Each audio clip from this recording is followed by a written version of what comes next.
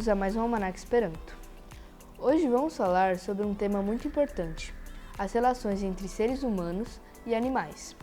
Vamos abordar diversos aspectos, desde a diversidade da fauna e flora brasileira até a triste realidade dos animais em ameaça de extinção, os abandonados e aqueles que buscam um lar através de adoção. Então, fique ligado! Começamos destacando a riqueza da fauna e flora brasileira, que são verdadeiros tesouros naturais.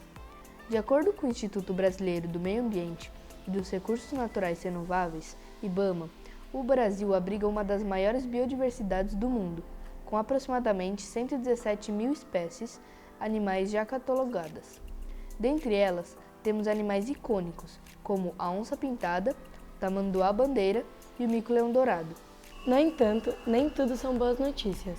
Muitas espécies enfrentam sérios riscos de extinção. Segundo o Ministério do Meio Ambiente, cerca de 1.173 animais estão ameaçados de extinção no Brasil.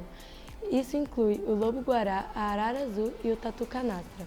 A destruição do habitat, a caça ilegal e a poluição são alguns dos principais fatores que contribuem para essa situação preocupante. Além dos animais selvagens, também temos uma triste realidade quando falamos dos animais abandonados.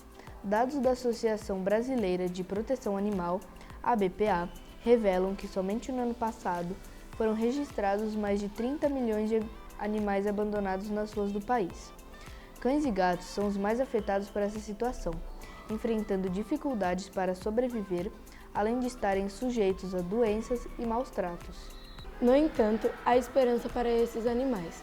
Muitas organizações e abrigos dedicam-se a resgatar, cuidar e buscar lares amorosos para esses animais abandonados.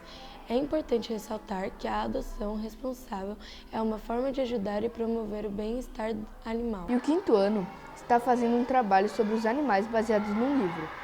Acompanhe na reportagem. Sou a professora Cláudia, do quinto ano, e esse bimestre os nossos alunos vão trabalhar um livro. Esse livro ele é importante porque ele trata sobre os animais, mas é um menino muito curioso, né, que faz diversas perguntas para os seus pais, e ele vai viajar pelos continentes, né? E vai conhecer diversos lugares e curiosidades de diversos assuntos que ele vai encontrar e tratar. Esse mês nós vamos trabalhar mais a leitura, a parte da literatura e gramática. E depois a gente vai contar um pouquinho mais para vocês. E esse foi nosso episódio especial sobre as relações entre seres humanos e animais. Se você gostou, deixe seu like e compartilhe. Valeu e até a próxima!